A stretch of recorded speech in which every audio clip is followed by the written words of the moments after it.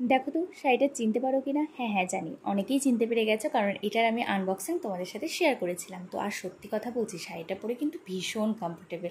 তো ভাবলাম শাড়িটা এইভাবে এক পিন করে পরবো না পিন করে, তো এই ভাবতে ভাবতে ভাবলাম না পিনটাই করে নিই। গরমের মধ্যে বুঝতেই পারছো যতটা কমফোর্টেবলভাবে রেডি হওয়া যায়। তো এবার চলো মুখটাকেও রেডি করে নিই। তো প্রথমে আমি ভালো করে এখানে টোনার দিয়ে নিয়েছি, তারপরে কিন্তু মেখে নেবো সানস্ক্রিন। আর সানস্ক্রিন দিনে হোক বা রাতে সেটা কিন্তু অবশ্যই ব্যবহার করা উচিত যে কোনো মেকআপের আগে। আর তারপরে অ্যাজ ইউজুয়াল যেটা আমার ভীষণ পছন্দের এই স্ট্রোক ক্রিমটা, এটা মেখে নেবো একটু মুখে ন্যাচারাল ফিনিশিং আনার জন্য। আর তোমরা কি ভাবছো যে আমি রেডি হয়ে কোথায় যাচ্ছি?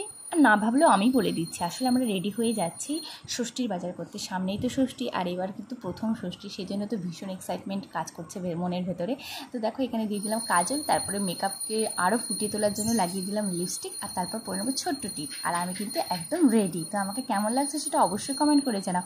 আর ভিডিওটা শেষের দিকে ভালো লাগলে কমেন্ট করো, আর সাবস্ক্রাইব করতে কিন্তু একদম ভুলো না। বাই।